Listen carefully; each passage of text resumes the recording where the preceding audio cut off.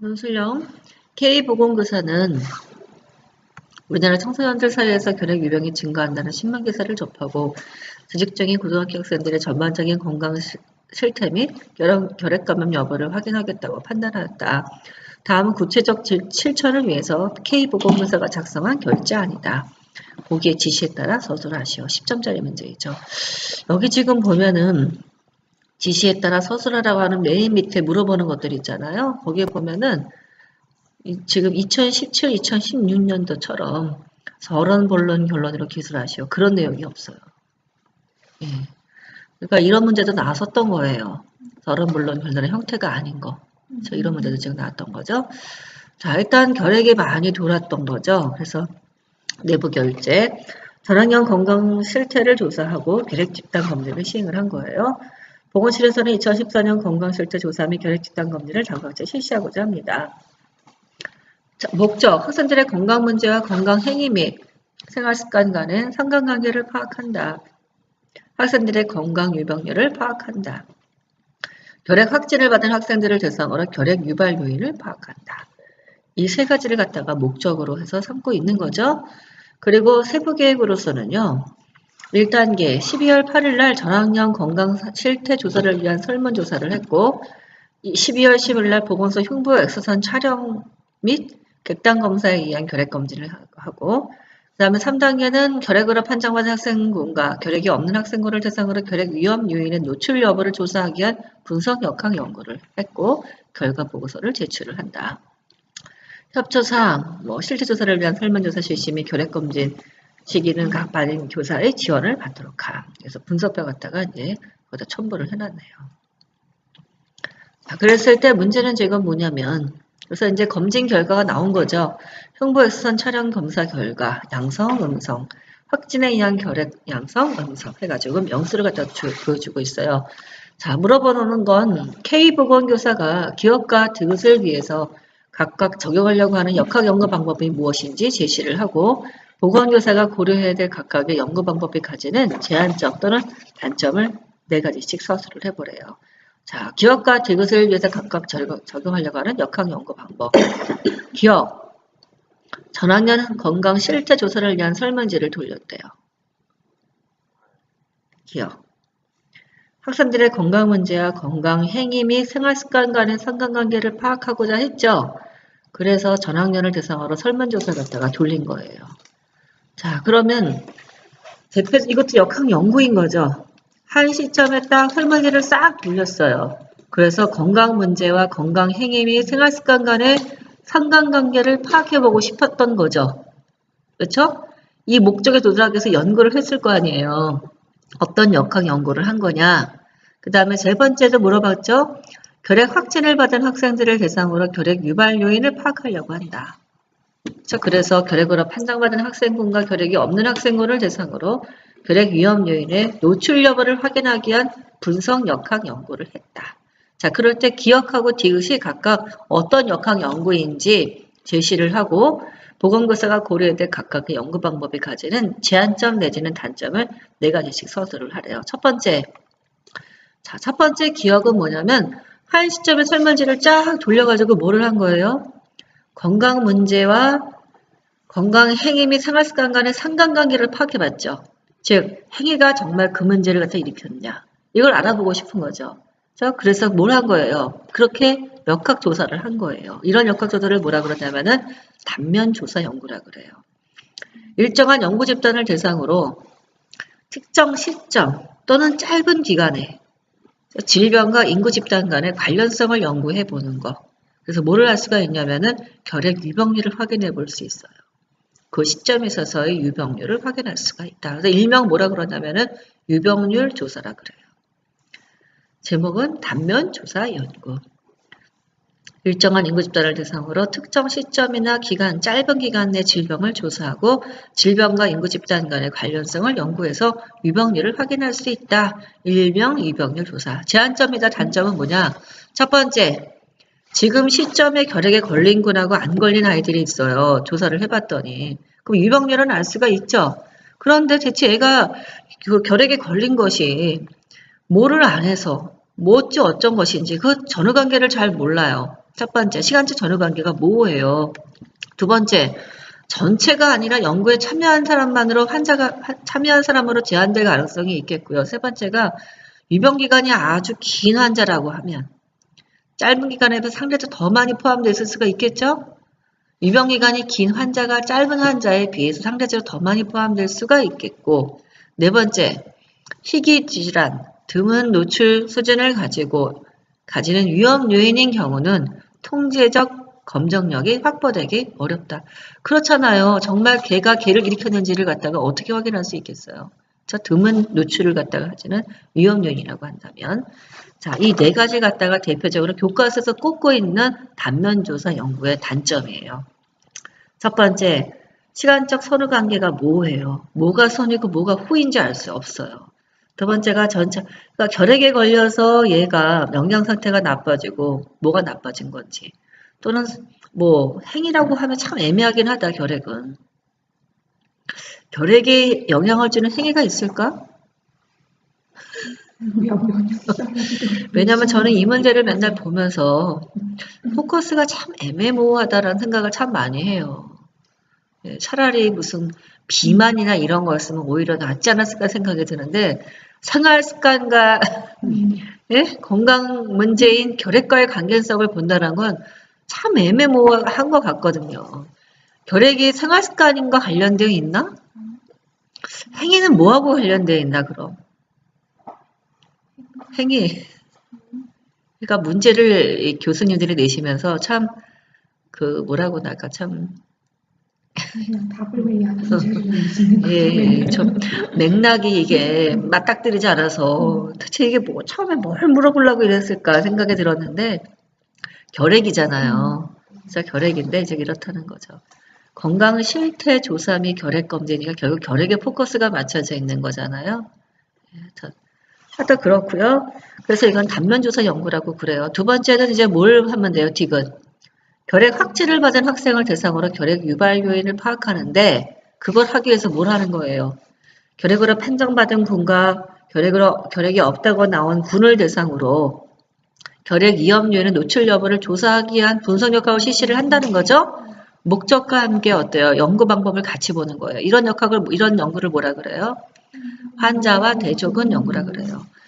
결핵에 걸린 환자와 걸리지 않은 사람. 그래서 누구는 대체 병에 걸리고 왜 누구는 안 걸린 건가? 그 원인을 찾아보는 것을 환자 대조군 연구라고 하죠. 질병에 이완된 환자군과 대조군을 선정해서 질병 발생과 관련성을 연구하는 것이 환자 대조군 연구이다. 제한점이라고 한다면 현재를 딱 시점을 잡았어요. 지금 시점의 환자 대조군 연구죠.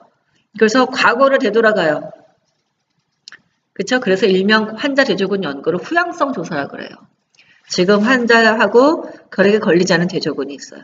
과거로 되돌아가서 대체 누구는 뭘 하고 누구는 뭘 안 해서 누구는 환자가 되고 누구는 환자가 되지 않은 거야를 확인하는 거죠. 그래서 일명 환자 대조군 연구를 후향성 조사라 그래요. 그래서 적어두세요. 예. 그래서 이 연구도 제한점이 있겠죠. 첫 번째, 과거 위험 요인은 노출에 대한 부정확한 정보 수집 시 연구 결과가 변할 수 있겠죠. 그렇잖아요. 과거 위험 요인 노출에 대해서 정확하지 않은 정보가 있는 경우는 결과가 변할 수 있을 거예요. 두 번째가 편견이 개입될 수 있겠죠. 예를 들면 기억이 잘 안 나는 거예요. 그때 우리 아빠가 결핵이었나 아니었나. 그쵸? 그때 내가 담배를 뭐 10갑 폈나 6갑 폈나. 이런 거 기억을 못할 수 있어요. 세 번째가 질병 요인 간의 시간적 선후관계가 이것도 불명확할 수 있어요. 뭐가 선행인지 잘 모르겠다는 거죠. 네 번째가 비교 위험도, 즉 환자와 대조군에 있어서 어느 만큼 요인이 이 질병 발생에 기여했나 이 비교 위험도를 직접 추정할 수가 없어요. 왜냐하면 다른 요인이 개입될 수도 있잖아요. 자, 그런 단점을 갖고 있다. 환자, 대조군 연구. 지금 환자, 결핵 환자. 그 다음에 대조군, 결핵 걸리지 않는 사람. 이 사람을 대상으로 과거로 되돌아가서 대체 어떤 요인이 이 두 사람한테 영향을 줘서 누구는 결핵이 되고 누구는 되지 않았나를 확인하는 것을 환자 대조군 연구라고 한다. 근데 이거 참 아쉽다 이 문제. 그치? 결핵 갖고는 이렇게 하기 어려워. 만성 질병인데다가 이게 요인을 갖고 이게 조절을 하기에는 쉽지 않은 질병이에요. 결핵은 결핵균 노출이잖아요. 결핵균 노출이야 개인이 습관이 뭐가 있을까? 손 닦는 거? 뭐 그건 증상이잖아. 개인의 행위나 요인을 갖고 생각해 본다 그러면. 그쵸? 이게 참 안 맞는 문제야, 앞뒤가. 그때 한 번 뉴스에서 과도한 다이어트로 결핵이 그래, 그럴 수는 있지. 그게 있었어. 근데 그 과도한 다이어트의 기준도 애매모호하고. 그러니까 그렇게 잡기도 어려워. 그때 했던 거지.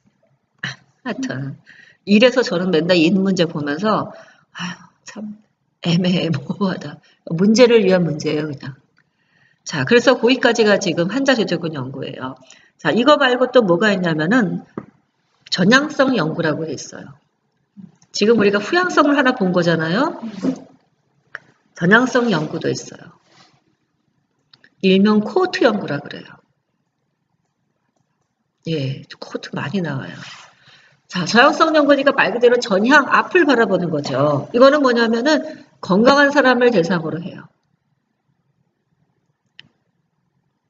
건강한 사람을 대상으로 질병 발생의 요인이 있는 군과 요인이 없는 군에 있어서 향후 병의 발생을 확인하는 검사는 전향성 연구라고 얘기를 하고 일명 코호트 연구라고 한다.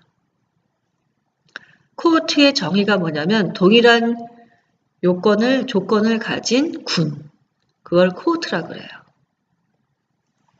그래서 이 코호트 연구 같은 경우는 질병 발생이 아직 안 되는 건강한 사람들이잖아요.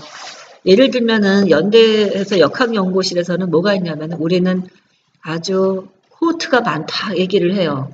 그래서 그 중에 보면은 강화도의 코호트, 어디의 코호트 이런 게 있는 거예요. 그래서 강화도 주민을 대상으로 해서 고혈압 발생에 대한 코호트 연구를 했더라고요. 그러면 강화도에 있는 주민이 대상이죠. 그래서 그 중에서 이제 혈압이 어디 보니까 담배를 피는 군과 피를 피지 않는 군을 잡은 거예요. 그럼 코호트가 생긴 거죠. 그래서 이 담배를 피는 군과 피지 않는 군에 있어서 향후 질병 발생 갖다가 확인하는 것이 코호트 연구인 거죠. 그러면 이게 단점 이제 생각해 보세요. 환자 대조군 연구하고 비교해 보면 단점이 뭐 있을까? 환자 대조군 연구는 이미 질환이 있는 사람이잖아요. 이건 돈도 덜 들고 시간도 덜 들어요. 장점이에요, 그게. 얘는 단점이 뭐겠어요? 옆에서 질병 발생될 때까지 기다려야 돼요. 예. 또 이 연구가 타당성이 있으려고 하면 몇 명만 갖고는 되지 않아요. 굉장히 많은 코호트가 있어야 돼요. 이거는 발생률을 구할 수 있을까? 그게 아주 큰 장점이에요. 발생률을 구할 수 있다는 게. 자, 해보면서 고혈압, 담배를 피는 글에 있어서 고혈압 발생 갖다가 하려고 알아보려고 코호트 연구를 시작했더니 중간에 또 뭐가 생겼냐면 그 중에 하나 더 확인한 것 중에 그 중에 이제 고지혈증을 하나 더 낑겨 넣을 수도 있겠죠. 혈액검사 소견을. 그러면 어때요? 질병 발생에 기여하는 요인을 갖다가 추가적인 그쵸 연구도 가능한 거예요. 그런 것들은 또 장점이 되겠죠. 단점은 시간이 아주 많이 걸려요. 그쵸? 그러다가 보면 또 어떠냐면은 코호트가 이사를 가기도 해요. 그리고 죽기도 하고요. 외국 나가요. 그쵸? 그래서 코호트 연구를 할 때 그런 것이 가장 연구의 제한점이라는 얘기를 해요. 왜냐하면 10년 걸려 연구를 하는데 코호트가 다 없어져 버리면 안 되잖아요. 그래서 그런 것들이 제한점 얘기를 하죠. 그래서 몇 가지 같이 비교해 봤어요. 그래서 발생률을 구하는 건 아주 큰 장점인 것을 볼 수가 있다. 자, 그 다음에 올라가서 니은. 자, 2번이죠. 니은을 시행하기에 앞서. 자, 니은이 뭐죠? 보건소 흉부 방사선 촬영 및 객단 검사에 의한 결핵 집단 검진이죠. 이거를 촬영하기에 앞서 보건교사는 과거 자료를 가지고 작년도나 그 전에 데이터가 있었던 거예요. 그래서 이 결핵 검사가 정말 할 만한가 타당성을 확인하려고 한대요.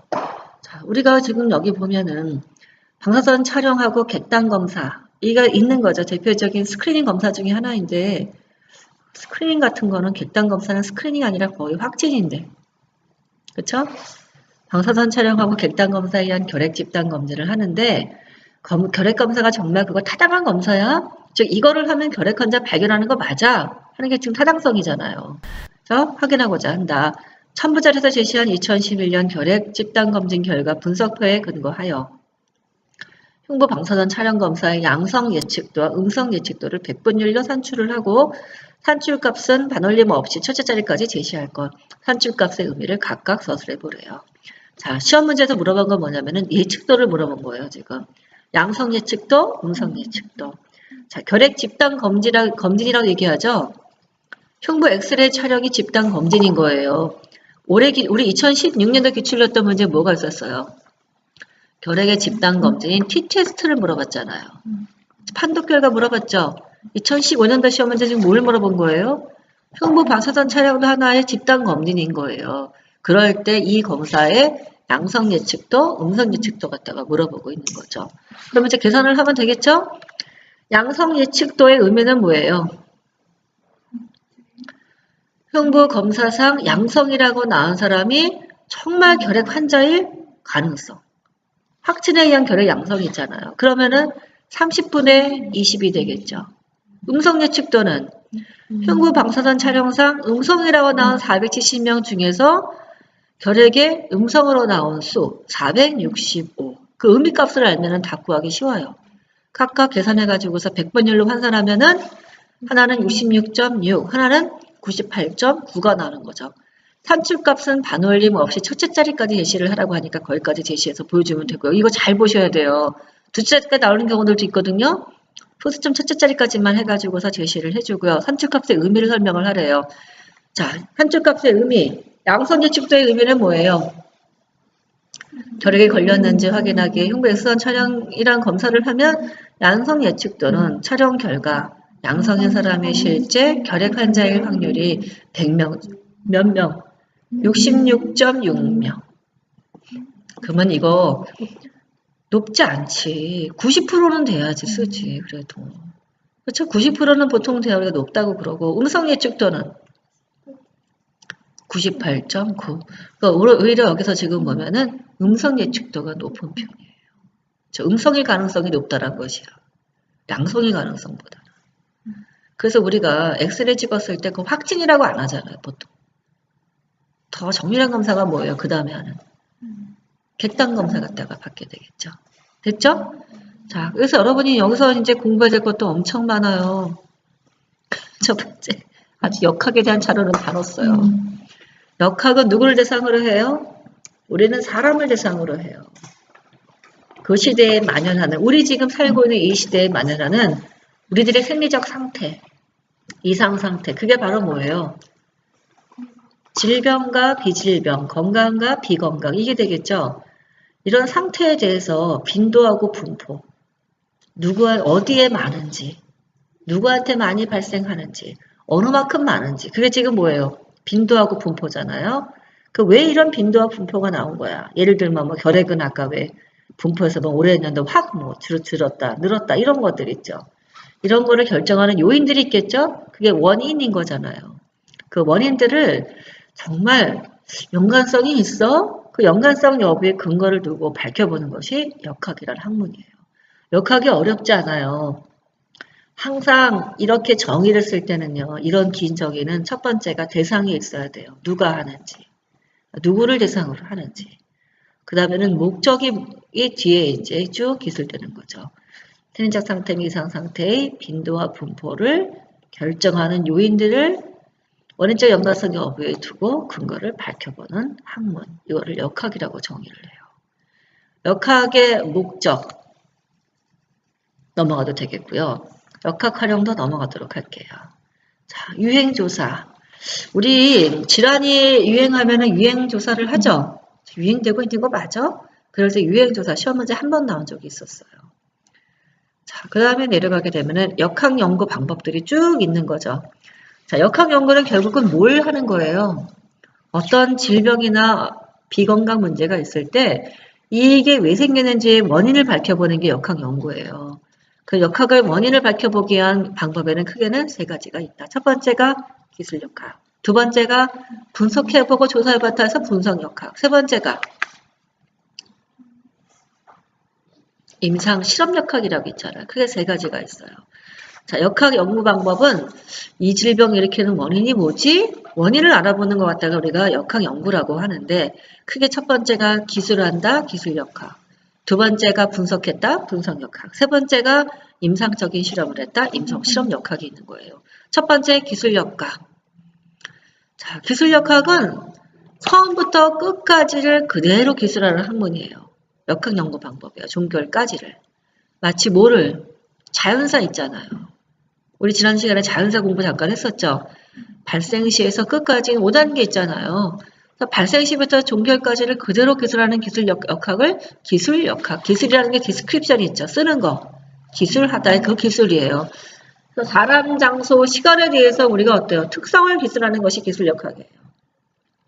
사람에서는 연령, 성별, 결혼 상태, 경제, 사회 수준, 직업, 종교, 종족 이런 것들이 있는지. 두 번째 장소에서는 범유행성을 띠는지, 그냥 유행성을 띠는지, 토착 유행인지, 지역적 산발성을 띠는지. 시간에서는 추세 변화를 띠는지, 주기적 변화를 띠는지, 계절적 변화를 띠는지, 불시 유행인지. 자, 이 기술 역학을 왜 이렇게 길게 얘기를 하냐면 시험 문제가 2번 나왔던 파트예요. 예를 들면 우리 왜 인플루엔자 유행한다고 하죠. 지금 홍콩 인플루엔자가 유행하고 있습니다. 우리나라한테도 빨리 넘어올 수 있으니 뭐 나갈 때 마스크를 착용하고 나가라는 둥 막 그렇게 방송을 해요. 이런 인플루엔자는 어떤 특성을 갖고 있어서 그래요? 장소에서 범유행성을 띠기 때문이에요. 몇 개 나라에서 동시 발생하는 경우가 있죠. 이건 범유행성. 봤더니 요즘에 로타바이러스 위장관염이 돌고 있습니다. 또는 수족구가 돌고 있습니다. 그래서 뭐 손의 위생이 철저하고 이런 건요. 유행성이라고 얘기하죠. 그 다음에 토착 유행은 내내 그 지역에서 발생을 하는 것들이에요. 예를 들면은 낙동강 하역에서 계속 발생하는 그런 간디스토마 이런 거였죠. 그런 토착 유행이라 그래요. 또 우리 옛날 휴전선 부근에 있는 지역에서 많이 발생했던 말라리아도 있고 또 뭐가 있냐면은 유행성 출혈, 한탄 바이러스, 유행성 출혈 이것도 토착 형태라고 얘기를 해요. 아시겠죠? 지역적 산발성은 한 번 발생하면 여기저기서 발생을 하는 것. 예를 들 수 있는 게 공수병. 공수병이라고 하는 광견병 있잖아요. 광견병이 물을 보면 떠는 증상이어서 공수란 말이 붙어 있다고 하는데 광견병 바이러스는 뇌를 좋아하는 바이러스예요. 그래서 왜 한 번 광견병이 발생했다 그러면 어떻게 해요? 전국에서 다 경계령을 내려요. 어느 지역만이 아니라 산발적으로 생기기 때문에 다 같이 예방접종을 맞으라고 얘기를 하죠. 그 특성을 시험 문제 옛날에 물어본 적이 한 번 있었고요. 두 번째, 시간적 변화도 물어본 적이 있었어요. 자, 수십 년을 주기로 대유행하는 거.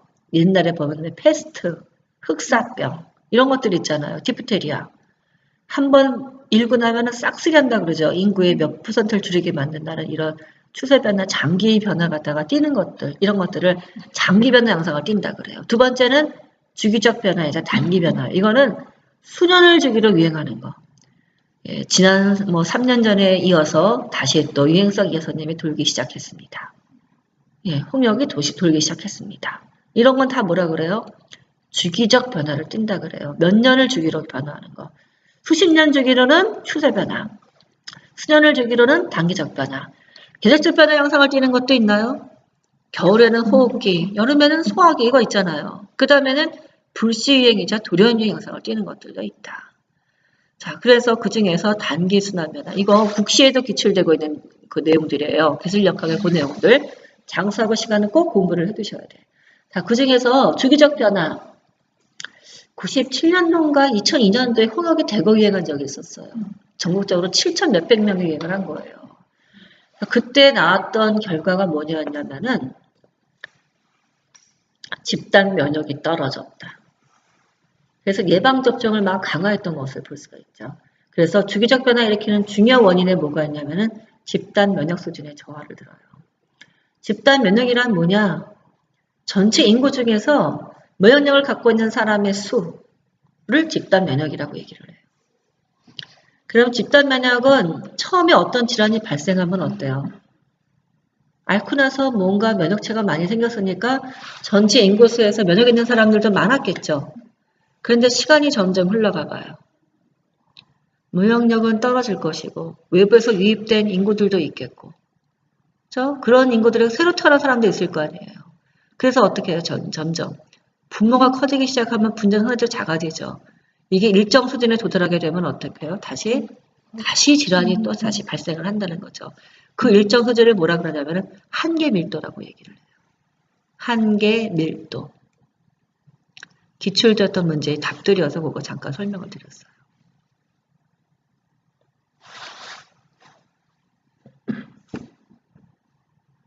자, 그래서 그거 중요해서 같이 설명을 드렸고요. 질환마다 이제 어떤 질환을 들고 난 다음에 수십 년을 주기로 유행을 했다.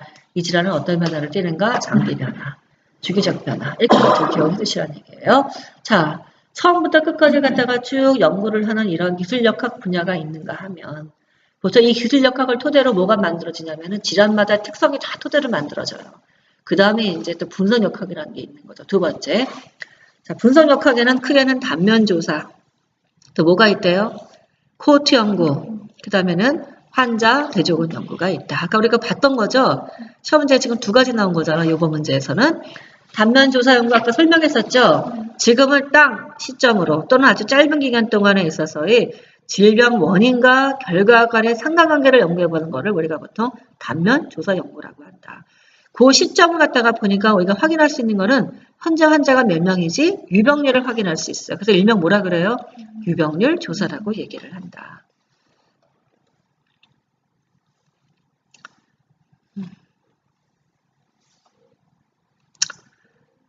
두 번째, 전향성 연구가 있다. 전향성 연구는 일명 코호트 연구라고 한다. 전향성 연구인 코호트 연구는 건강한 사람을 대상으로 특정 유해균을 갖고 있는 그룹과 갖고 있지 않는 그룹으로 나눠서 계속 추후 관리 후 발생 여부를 조사하는 것을 전향성 연구라고 한다. 전향성 연구는 뭘 할 수가 있냐면 상대적으로 담배를 핀 사람이 담배를 피지 않은 사람에 비해서 고혈압 발생이 높았어요. 라는 뭘 할 수 있어요? 상대 위험도를 끄집어낼 수 있어요. 역학에서 굉장히 중요하게 볼 수 있는 그 결과예요. 요에 노출된 집단 간의 질병 발생률을 비교해 본다. 그래서 상대 위험도니까 노출된 집단과 노출되지 않은 사람의 질병 발생률을 비교했겠죠? 값에서. 근데 그 값이 약분했더니 1이 나왔어요. 계산했더니. 그럼 뭐예요? 노출된 집단이든 노출되지 않은 집단이든 질병 발생이 동일하다는 얘기예요. 그럼 이건 뭐예요? 연관성 하나도 없네. 뭐 담배가 보라 많이 키잖아. 이렇게 얘기를 하게 되죠. 그런데 1보다 높아요. 그러면 그건 뭘 의미하냐면은 담배가 고혈압 발생에 좀 기여하는 것 같아. 1보다 낮으면은 이거 위험 요인이 아니라 건강 요인 아니야? 이렇게 보게 된다는 거죠. 그렇게 보게 되는 것이 이 값의 의미예요. 자, 그런데 상대 위험도이다 보니 1보다 높기 시작하잖아요. 만약 2가 나왔다고 쳐요. 그럼 뭐가 돼요? 2배 높더라. 3, 3배 높더라. 담배 핀 사람이 피지 않은 사람에 비해서 고혈압 발생이 3배 높더라. 4배 높더라. 이런 숫자를 보통 우리가 다시 해석을 해줘야 돼요. 그게 지금 상대 위험도 값이에요. 상대적으로 위험도를 확인했다는 거죠. 일명 비교 위험도라고 하는데 요에 노출된 구간, 노출되지 않은 구간의 집단 발생률을 비교했다. 이거 기출됐던 문제예요. 올해년도 나왔잖아요. 상대 위험도. 2017년도에 우리 왜 우선순위 문제를 풀어봤을 때 상대 위험도를 가지고서 그거 갖다가 해서 우선순위를 잡으라는 얘기 문제 있었죠? 그 문제예요. 지금 상대 위험도. 노출된 집단과 노출되지 않은 집단 간에서도 질병 발생률을 비교했다. 넘어가도 돼요? 예, 그런데 코호트 연구는 또 뭐가 있냐면은 후향성 연구도 있기는 해요.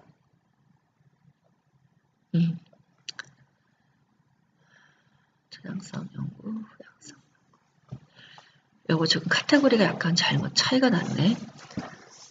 일명 우리가 코호트 연구는 후향성, 전향성 연구라고 하는데 코호트 연구에 후향성 연구도 있어요. 그걸 지금 빼놨어요. 자, 후향성 연구라고 하면은 지금 건강한 사람을 대상으로 해서 과거로 되돌아가서 이 사람들이 왜 건강한지 안 한지 확인해 보는 거를 후향성 코호트 연구라고도 해요. 근데 이거는 왜 많은 책들이 보여주고 있지 않냐면 이거는 옛날에 든 데이터만 끄집어서 봐야 돼요. 뭘 할 수 있는 게 하나도 없어요. 그래서 이거는 나와 있는 책이 많지는 않아요. 자, 그 다음에 이제 대표적인 후향성 연구를 보도록 할까요? 3번. 그래서 2번에 후향성 코호트 연구는 없애버린 거고요. 후양성 코호트 연구를 일명 뭐라 그러냐면은 역사적 코호트 연구라 그래요. 지금 백혈병이 발생한 환자들이 있어요. 예를 들면 히로시마에. 그래가지고 옛날에 원폭 투하됐던 그 당시로 되돌아가서, 예? 그래서 그것이 지금의 백혈병 발생에 영향을 어떻게 미쳤나, 또는 건강에 어떻게 영향을 미쳤나 확인해 보는 거예요. 그래서 일명은 역사적 코호트 연구란 말로 많이 써요. 근데 이게 애매모호하기 때문에 잘 안 하더라고요. 굳이 지금처럼 데이터도 많고 통계도 잘 낼 수 있는 시대에 굳이 데이터만 갖고 분석하지는 않는다는 거예요. 그것도. 왜냐하면 그 데이터가 과거에 만들어진 데이터는 또 어떤 문제가 있어요. 정확도가 떨어질 수가 있거든요. 그러니까 굳이 이런 걸 갖다가 그 많은 돈을 들여서 하려고 하지는 않겠죠. 그러니까 보통 우리가 얘기할 때 코호트 연구는 거의다가 저항성 연구가 많은 거예요. 이건 돈 많이 들어가는 사업 중에 하나거든요. 연구 중에 하나거든요. 자, 세 번째 아까 공부했던 환자 대조군 연구이죠. 지금의 시점으로 과거로 되돌아갔다. 그래서 뭐라 그래요? 후양성 연구라고 보통 얘기를 하죠. 건강상 문제가 있는 사람과 없는 사람을 확인한 후 이들의 특정 이해 요인에 대한 노출이 어느 정도였는지를 확인 조사해서 원인을 밝혀보는 것이 환자 대조군 연구인 것을 볼 수 있다. 두 집단 사이의 발병률의 차이를 확인하고 환자군에서 위험 요인 노출과 또 비노출과 대조군에서의 위험 요인 노출비를 확인하여서 요인과 질병의 연관성 지표로 교차비를 산출한다. 후양성 연구는 상대적 위험도를 알 수가 없어요. 알 수 있어요? 요인에 노출된 군과 노출되지 않은 군을 비교해서 질병 발생을 보는 게 아니잖아요. 질병 발생 입장에서 질병 발생된 군과 아닌 군을 보는 거잖아. 그러니까는 저항성 연구는 상대적인 위험도를 확인할 수 있지만 후양성 조사는 현재의 위험비를 볼 수가 없죠. 그래서 어떻게 봐요? 교차해서 비만 한번 확인해봐요. 그래서 일명 그거를 교차비라 그래요. 이걸 통해서 뭐를 해요? 비교 위험도를 한번 추정해 보긴 하지만 그걸 갖고서 확정해서 말은 못해요. 두 집단 사이에 발병률이 있겠죠. 그죠? 그 차이를 확인해서 비교해 보는 거를 교차비라고 얘기를 한다. 자, 그래서 그 밑에는 지금 전형성 조사, 후양성 조사의 장점, 단점 이런 것들이 쭉 해가지고 들어갔어요. 여기 지금 나오는 후양성 조사는 뭐냐면은 환자 대조군 연구라고 보시면 돼요. 넘어갑니다. 세 번째, 임상실험 역학이 있다. 이거 병원에서 많이 하죠. 인과관계를 가장 정확하게 확인할 수 있지만 사람이든 동물, 독적인 문제가 생길 수가 있겠고요. 특히 동물 실험의 경우에는 인간과 달라 활용에 문제점을 가질 수가 있다.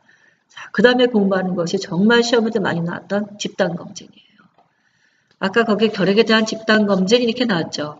제가 아까 얘기했었던 왜 단백뇨에 대한 것도 집단검진이에요. 다 집단검진이죠. 시험 문제 엄청 많이 나왔던 파트예요. 집단검진의 목적도 물어봤어요. 역학적 연구를 하기 위해서 집단검진을 하죠. 그리고 질병의 자연사와 발병 기전을 알아보고 싶어요. 알아보고 싶나? 그렇죠? 처음부터 끝까지 원인이 뭔지. 세 번째가 조기 발견, 조기 치료에서 우리한테 도움이 되고자 하는 거죠. 또 학교에서 집단 검진을 하거나 일상에서 나가가지고 내가 어느 지역사회 주민을 대상으로 집단 검진을 하잖아요. 그거 자체가 보건교육을 하는 기회예요. 왜냐하면 왜 검진을 왜 하는지 설명을 해야 될 테니까. 그러니까 예를 들어서 결핵에 대한 집단검진 T테스트를 한다. 그럼 여러분은 뭐를 해요? 결핵에 대한 설명을 해줄 거 아니에요. 그래서 보건교육을 하는데 어때? 도움이 되기 때문에 우리가 집단검진을 하는 것을 볼 수가 있죠. 집단검진은 영어로 스크리닝이라 그래요. 스크리닝이니까 체가 되는 거예요. 체로 한번 받쳐서 걸러보는 거죠. 정확하게 진단을 알아내는 것이 아니라 이거 혹시 누가 이 병 비슷한 거 걸려있나 하고 확인해보는 정도예요. 체로 걸러보는 정도. 그래서 우리가 결핵에 대해서 알아보기 위해서 뭘 해요? T테스트. T테스트 집단검진 할 때 우리가 결핵이라고 다 얘기를 하나요? 가능성이 있다고만 얘기를 하지. 우리 그런 집단검진을 한번 생각해 보세요. 저를 보시면서 한번. 자궁경부암의 집단검진은 뭐가 있지? 자궁경부암의 집단검진 펩스미요. 그거를 우리가 확진을 하나? 아니에요. 그쵸? 정확하지는 않아요. 그 꼭 그 질병이라고 말을 할 수는 없어요. 또 뭐가 있을까? 당뇨에 대한 집단검진? 그죠? 딥스틱으로 한번 이렇게 란셋 해가지고 한번 할 수도 있겠고 소변에 당 검사를 할 수도 있겠지. 신장질환 갖고 있는 건 알아보기 위해서 뭐를 해주면 돼요? 소변 검사 한번 해보는 거예요. 거기서 당이나 담배 같은 거 한번 검사를 해보는 거죠. 그런 걸 다 통틀어서 집단검리라 얘기를 해요. 학교에서 교직원을 대상으로 혈압을 한번 쭉 재줬어요. 그것도 집단검진이죠. 고혈압 발견하기 위한 혈압검진. 자, 그걸 다 집단검진이라는 얘기를 해요. 학교에서 여러분이 하는 건 다 집단검진이지 확진은 하나도 없어요. 그래서 우리 시험 문제 집단검진이 엄청 많이 나와요. 여러분이 하는 사업들이 다 그거기 때문에. 자, 목적 봤죠, 지금? 두 번째가 내가 하는 집단검진이 그래도 적게 투자해서 많이 나오고 싶죠, 결과물이. 자, 그렇게 효율성을 높여야 되겠죠. 효율성이 뭐예요? 적게 투자해서 많이 걷기잖아요. 효율성을 높이기 위해서 그러면 갖춰야 되는 집단검진 도구의 조건이자 질환의 조건이에요. 도구가 있고 질환이 있잖아요. 고혈압 발견하기 위한 혈압 측정. 그 다음에는 경부암을 발견하기 위한 햅스미어. 그쵸? 도구하고 하나는 질환인 거죠. 효율성을 높이기 위한 조건. 첫 번째, 선별해내려는 건강 문제가 중요한 건강 문제여야 해요. 그래야 할까? 그래서 학교에서 백혈병을 발견하기 위한 집단검진도 없겠지만 WBC를 조사한다고 해보세요. 그러면은 이 보건교사가 정신인식 그쵸? 그래서 이걸 할 수 있는 그런 걸 염두에 두시고 쭉 보시라는 거예요. 자, 첫 번째가 선별하려는 건강 문제가 중요한 건강 문제여야 돼요. 건강하지 않은 문제를 조사하면 화내겠죠. 그리고 그 많은 돈을 투자해서 이거를 왜 해요? 두 번째가 질병이 발견되면 치료할 수 있어야 돼요. 이거 정말 맞는 말 아닌가? 검진하고 난 다음에 이거 치료법이 없어요. 이렇게 얘기할까 봐 이거를 왜 해요? 세 번째가 정확하게 진단 내리고 치료할 수 있는 시설이 있어야 돼요. 네 번째, 어느 정도의 잠복기나 초기 증상 나타나는 시기가 있는 질병이어야 돼요. 그래서 일반적으로 감염성 질환은 집단검진이 없어요. 네. 결핵이야 만성 질환이니까. 이거 이해되시죠? 벌써 이걸 하려고 하면 어느새 다 끝나버리는 그런 질환 갖고 우리가 집단검진을 할 수 없어요. 타당성과 신뢰성이 있는 검사 방법이 있어야 할까요? 그래서 우리가 고혈압은 혈압으로 그렇죠. 이렇게 지금 나온 게 그렇게 타당성 있고 신뢰성 있는 검사 방법이기 때문에 하고 있는 거예요. 대상자가 받아들일 수도 있어야 될까요? 예를 들어서 난 요번에 획기적으로 작은 경부암을 나가서 바이옵시에서 집단검진을 할 거야. 대상자가 받아들일 수도 없어요. 그리고 그런 경우는 또 어때요? 돈도 많이 들겠죠. 또 질병의 발생 및 진행 과정이 알려진 질병이 되겠고요. 치료를 해야 될 환자의 규정하는 기준이라는 것도 있어야 돼요. 즉 이렇게 보면 이거를 우리가 고혈압이라고 한다. 140에 90을 넘었다. 저 T테스트 결과 10 이상이다. 이런 게 있어야지 그냥 결과하고 난 다음에 이거 잘 모르겠지만 뭔가 이상이 있네요. 이렇게 얘기할 수는 없다는 거죠. 자, 그 다음에 치료 경비가 일상적인 의료비 중에서 부담 가지 않아야 돼요. 바이옵시의 비용이랑 햅스미의 비용은 다르죠. 그렇죠? 또 환자 색출이 일회성이 아니라 어때요? 지속적으로 할 수 있는 그런 사업이 될 때 효율성을 갖게 되는 것도 볼 수가 있겠죠. 이런 것에 근거해서 여러분들이 학교에서나 또는 지역사회에서 집단검리들을 하고 있는 것을 볼 수가 있죠. 기출되었던 문제. 자, 장점. 누가 검사해요? 의사가 안 해요. 기사들이 검사를 하지. 옛날에 객관식 기출이었던 문제예요. 두 번째, 1인당 검사 비용은 정말 저렴하죠. 이거 비싸면 안 해요. 세 번째, 의사는 뭐만 해요? 소견이 있는 사람만 다시 정밀 검사를 하게 되는 것을 볼 수가 있겠죠. 그렇죠? 자, 그러면 집단 검진을 할 때 질환이 있고 대부분은 만성이라는 얘기를 했죠. 도구가 있는데 집단 검진 도구, 예를 들면은 고혈압 환자를 발견하기 위해서는 혈압 측정하는 게 제일 타당성 있는 검사법이야. 그쵸? 그럴 때 지금 혈압 검사를 하는 거잖아요. 혈압을 측정하는 거. 그게 도구가 되는 거죠. 예. 자, 그런 도구가 가져야 되는 조건은 어떤 것이 있을까? 아주 시험 문제 엄청 많이 나왔던 파트예요. 크게는 정확도하고 신뢰도가 있다. 일명 정확도는 타당도라고 얘기를 해요. 타당하냐? 혈압이 있는 환자를, 그 고혈압 환자를 혈압계를 갖다 해서 혈압을 재는 게 타당하나? 그게 지금 뭐예요? 정확도인 거예요. 네? 정확도이자 타당도. 자, 타당도는 평가하고라는 것을 정말로 평가하고 있는가 하는 것이 타당도의 문제인 것을 볼 수 있고 일명 정확도라고 얘기를 한다. 다시 타당도는 어떻게 나누냐면은 민감도, 특이도, 예측도로 나눠요. 아까 시험에서 예측도 나왔잖아요. 이게 지금 전체 큰 카테고리 중에 나왔던 문제여서 그래요. 민감도, 특이도도 엄청 많이 나왔던 파트예요. 여러분 계산하는 문제 여러 번 나왔었어요. 자, 타당도이자 정확도. 내가 이 환자는 이 검사법을 갖다가 하면은 정말 환자를 발견할 수 있어. 그게 지금 타당도인데, 이 타당도, 즉, 이거를 하면은 그 환자가 나와. 검사상 양성, 찾아낼 수 있어라는 그 타당도가 높기 위해서는 민감도, 특이도, 예측도가 다 높아야 돼요. 사실 100%가 제일 좋은 거죠. 이양하는 건데. 자, 민감도의 의미가 뭐예요? 정의를 써라 하고 나왔던 문제예요. 민감도. 질병을 가진 환자가 검사 결과상 양성일 확률. 특이도는 질병이 없는 사람이 검사 결과상 음성일 확률. 의미값을 알면은요, 표가 나온 여러분이 계산을 할 수 있어요. 그러니까 의미를 아는 게 제일 중요해요, 정의를. 자, 민감도, 특이도 지금 이러하고요. 결과에서 위양성, 위음성 같은 게 혹시라도 나올 수 있겠죠. 그러니까 그러니까 민감도 높다, 특이도 높다 했는데 위양성, 위음성이라고 얘기하는 경우가 있어요. 위양성은 뭐예요? 검사 결과 양성인데 가형상 중에서 가양성인 사람.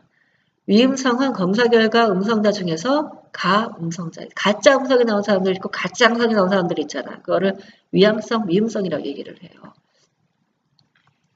그래서 어떤 게 있냐면 이제 예측도까지 하고 갈게요. 예측도 아까 양성 예측도, 음성 예측도 봤죠? 검사 결과상 양성인 사람이 실제 환자의 비율은 양성 예측도. 음성 예측도는 검사 결과상 음성인 사람이 실제 비환자일 확률. 민감도 특이도 하고 이거 달라요. 예, 이거는 질병이 가진 사람이 검사상 양성이냐, 검사상 음성이냐를 물어보는 거고, 이거는 검사 결과상 양성인데 정말로 질환이냐, 아니냐. 그래서 그걸 갖다가 지금 물어보고 있는 거죠. 차이점이 있어요. 시험 문제 여러 번 나왔던 파트예요. 자, 두 번째 신뢰도까지 하고 나서 볼게요. 신뢰도. 검사 대상, 자, 신뢰도는 뭐예요? 얼마나 오차 없이 측정할 수 있을까? 동일 반복 측정했을 때 얼마나 똑같은 값을 가질 수 있을까? 그게 바로 뭐예요? 신뢰도의 문제라고 얘기를 하죠. 얼마나 오차 없이 측정할 수 있을까? 반복 측정했을 때 동일한 값을 가질 수 있을까? 그게 지금 뭐냐면 신뢰도인 것을 볼 수가 있다. 자, 신뢰도에 영향을 주는 요인들이 있어요. 기출력도 문제이고 현재도 국시에 엄청 많이 나오는 문제 중에 하나예요. 자, 신뢰도는 첫 번째 영향 주는 게 있죠. 검사 대상자 내 변이가 있어요. 내가 측정하려는 그 대상자가 있죠. 그 사람과 관련해서 문제가 신뢰도가 떨어지는 경우가 있어요. 첫 번째가 검사 시기가 그래서. 두 번째가 검사 조건 때문에. 약이나 자세나 시간이나 이런 것 때문에 변화가 될 수 있다는 것이죠. 그래서 우리 왜 고혈압 환자 발견할 때 뭐라 그래요? BP 측정을 할 때 반복 3번 측정하도록 할 것. 이런 얘기 하잖아요. 그렇죠? 검사는 환경 조건이 영향을 줄 수도 있을까? 예, 막 소음 많은 데서 시끄러운데 길거리에서 해봐요, 그게. 예, 그러니까 이런 조건들이 영향을 줄 수 있다는 것이죠. 이해되시죠? 네, 두 번째는 검사자, 내가 문제가 있는 경우예요. 나인데, 나는 검사자의 주관적인 평가 방법에서 보면은 왜 BP를 잴 때 첫 번째 펄스 떨어지는 것이 시스톨릭이고, 그쵸? 이렇게 돼야 되는데 그게 측정할 때 다 첫 번째 시스톨릭을 느끼는 게 다 차이가 있을 수 있을 거 아니에요. 그쵸? 그래서 주관적인 어떤 평가에 대해서 이제 혈압 재는 것에 대해서 자기가 갖고 있는 생각이 다를 수가 있겠고, 또 초짜가 와서 왜 혈압 재면 맨날 틀리죠? 그래서 왜 신규가 왔는데 혈압이 높다 그러면 우리가 다시 재봤니? 막 물어봤는데 또 높다 그러면 다시 가서 재잖아요. 그럴 때 이제 이런 숙련도 같은 것도 영향을 준다는 거죠. 그래서 검사자 내, 그러니까 검사자, 검사 대상자 해가지고 두 가지가 영향을 주는 것을 볼 수가 있다. 우리 나왔던 시험 문제하고 국시 나왔던 문제 이런 문제가 있어요. 다음 고혈압 환자를 대상으로 그렇죠? 고혈압 환자를 발견하기 위해서 혈압 측정을 했을 때 신뢰도 저하 요인으로 보기 어려운 건 어떤 게 있을까? 이런 게 있더라고요. 여기 지금 뭐가 빠져 있냐면 검사 도구가 빠져 있잖아요. 혈압계도 중요한가? 쭉 봤더니 혈압계가 고장난 거예요. 그쵸? 그런 거. 또 네, 전자할 때도 문제가 있겠죠. 그 다음에 이거 혈압을 잘 측정하지 못하는 숙련도가 떨어진 사람이 측정했을 때 이런 것들이 국시에 나오더라고요. 그러니까 지금 우리는 용어로 이렇게 보고 있잖아요. 이게 막연한 감이 있으니까 문제를 보면 그렇게 문제가 나온다는 것이에요. 자, 그 다음에 민감도, 특이도에서 위양성, 위험성이 있기 때문에 잠깐 설명을 드릴게요. 우리가 보통 보면은 어떤 검사법은 이제 앞으로 이걸 공부를 한다면 성인과학을 보세요. 그러면은 에이지 파트를 보면은 엘리자 검사는 민감도가 높은 검사법이다 이렇게 나와요. 그러면 여러분은 뭐라고 생각을 해야 돼요? 질병을 가진 환자가 검사 결과상 양성의 가능성이 높은 검사법이구나 이렇게 생각하면 되는 거예요. 특이도가 높아요 이렇게 나오면은 질병이 없는 사람이 검사하면 정말 음성일 확률이 높은 거다. 이렇게 하고 해석을 하면 돼요. 그게 교과서 구석구석에 이게 나와요. 이 용어들이. 민감도하고 특이도가.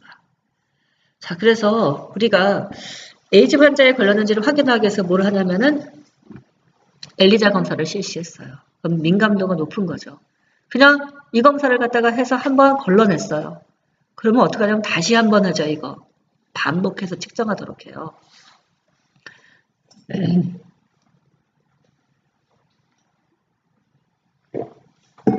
반복 측정해서 여기서 다시 문제가 있으면 양성이 나오면 그때는 웨스턴 블루 검사를 받도록 하는 거예요. 그러니까 한 검사에서 검사가 민감도가 높아서 이렇게 쓰는 방법이 있는가 하면 또 들어보세요. 결핵 환자한테 아까 우리가 한 대표적인 스크리닝 검사가 뭐 있었죠? 엑스레이 말고도 T테스트도 있잖아요. 그죠? 트래크리 많은 검사가 있어요. 이거 민감도, 특이도가 다 높은 검사법이라고 얘기를 해요. 그래서 현재 쓰고 있단 말이죠. 자, 그런데 이번에 내가 나가서 검사하려고 하는 그 지역에 보니까 결핵 환자가 엄청 많은 곳이에요. 우리가 양성이라고 보는 기준이 얼마죠? 1ml, 10ml 이상이잖아요. 그쵸? 그걸 양성이라고 얘기를 하잖아. 근데 결핵 환자가 많이 발생한 곳이야. 그러면 나는 기준치를 좀 바꿔서 환자를 더 많이 발견하려고 노력해 볼 수 있을까? 어차피 한번 채로 골라보는 건데. 그러면 어떻게 해요? 이제 결과를 10이 아니라 8로 잡아봐요. 그러면 어떻게 해요? 가능성 있는 사람을 더 많이 잡아볼 수 있죠. 워낙 5에서 9는 뭐예요? 왔다 갔다 하는 거예요. 잘 모르는 거거든요. 그렇게 해서 어떻게 해요? 민감도, 특이도를 따로 조절을 하기도 해요. 그러니까 그럴 때는 뭐가 많겠어요? 위양성이 아주 많은 것이 되겠죠. 위양성이 많으면 병원에 가서 이제 무슨 문제가 생기냐면은 너무 많은 환자를 다 엑스레이를 찍고 다 객다운 받아야 되니까 어떻겠어요? 되게 검사가 힘들어져요. 그렇겠죠? 그런데 워낙 환자가 많이 발생하는 곳에 갈 때는 보통 위양성 검사를 많이 갖고 가더라고요. 그래서 가서 랩치를 조절을 해버려요. 그런데 녹내장 같은 경우도 우리 압이 있잖아요. 안압. 안압이 25인가 20이면 우리가 녹내장이라고 얘기를 하죠. 그럴 때 똑같아요. 어떤 작업장에 가가지고서 그 작업장이 녹내장 발생이 높은 경우라고 그런 작업장이라고 한다면은 검사 결과치를 낮춰요. 그래서 혹시 가짜 양성이 나오더라도 많이 발견해서 가서 정밀 검사를 많이 받도록 하는 거예요. 이 말 지금 의미 이해되시죠? 그냥 단일 검사 도구로 그냥 민감도 특이도가 높은 것도 있지만 랩치를 변화시켜서 조금 조절을 하는 경우들도 생각보다 많다라는 것이에요. 책을 읽다가 보면 지역사회 간호학책에 그런 내용이 나온 책이 있고 안 나온 책이 있어요. 나중에 혹시라도 물어보실 것 같아서 그거는 먼저 얘기를 드렸어요. 됐죠? 예, 여기까지가 지금 시험 문제 정말 많이 10문제 이상 나왔던 파트야, 여기가 지금. 여러분은 민감도, 특이도의 정의, 파장도이자 정확도의 정의, 예측도의 정의, 각각의 모든 것을 다 공식 대비해서 답을 풀어낼 수 있어야 돼요. 또 신뢰도, 정의, 거기다가 각각 영향 주는 것까지 다 확인하도록 할 거. 집단검진의 목적, 효율적인 조건, 또 아까 얘기 나왔던 것처럼 장점까지 해서 그쵸? 공부를 해주셔야 돼요. 정말 시험 문제 많이 나오는 파트여서 더 말할 것도 없어요. 역학연구도 마찬가지예요. 다 나왔던 것들이고 상대 위험도 거기다가 교차비도 구해보는 그런 문제까지도 다 나왔었던 것들이에요. 자, 여기까지 같이 해봤어요.